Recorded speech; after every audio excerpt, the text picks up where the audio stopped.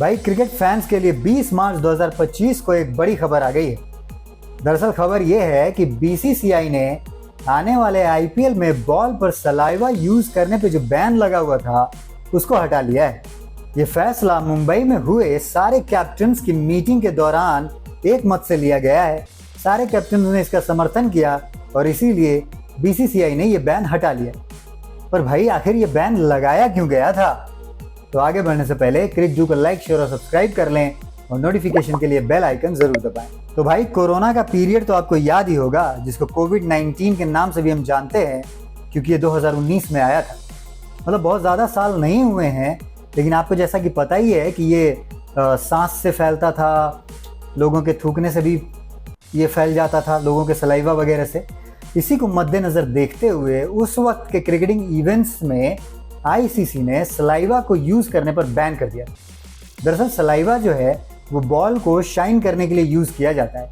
जब बॉल फेंकी जाती है और वो पिच पर रगड़ खाती है तो उसकी एक साइड जो है वो घिस के रफ हो जाती है और दूसरी साइड को प्लेयर्स और बॉलर्स लगातार सलाइवा से उसको शाइनी और चमकीला बना के रखते हैं और गीला करके रखते हैं, ताकि जब वो बॉलिंग करे तो उससे रिवर्स स्विंग हो। रिवर्स स्विंग से बैट्समैन को खेलने में काफ़ी परेशानी होती है, क्योंकि बॉल या तो कभी अंदर की तरफ आ जाएगी अगर शाइनी साइड बाहर की तरफ हो, या फिर बाहर की तरफ चली जाएगी, तो बैट्समैन तो जाएगा ऐसा सीधा खेलने, पर बॉल इधर आ जाएगी तो कट लगने के चांसेस ज़्यादा होते हैं। अब क्या हुआ कि कोरोना तो ख़त्म नहीं हो रहा था, 19 में फिर 20 में और बढ़ गया, 21 में और बढ़ता गया, तो आईसीसी ने साल 2022 में इस बैन को परमानेंट ही कर दिया।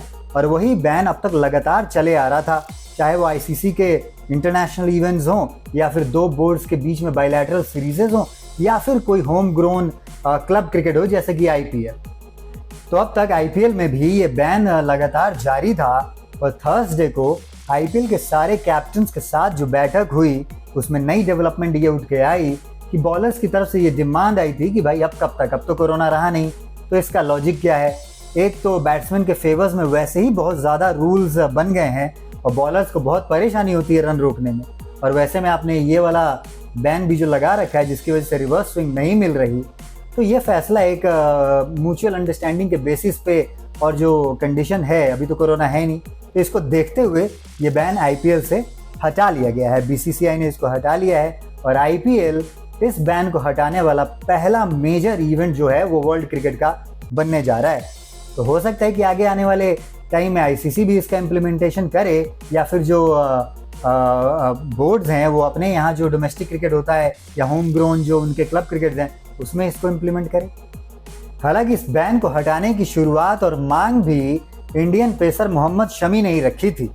उनका कहना था कि भाई सलाइवा के बिना बहुत मुश्किल हो जाता है रिवर्स स्विंग कराना, और बिना रिवर्स स्विंग के डेथ ओवर्स में बॉलर्स को बॉलिंग करना भारी पड़ जाता है, क्योंकि डेथ ओवर्स में वैसे भी पावर प्ले लगा होता है, फील्डर्स 30 यार्ड के सर्कल के अंदर होते हैं और बैट्समैन को तो मारना ही मारना होता है क्योंकि मैच उस समय फंसा होता है। तो ऐसे में रिवर्स स्विंग जो है बॉलर्स का एक काफ़ी इंपॉर्टेंट टूल बन जाता है, जिससे वो रन को रोक सकता है और बैट्समैन को आउट कर सकता है, ऐसा मोहम्मद शमी का मानना था।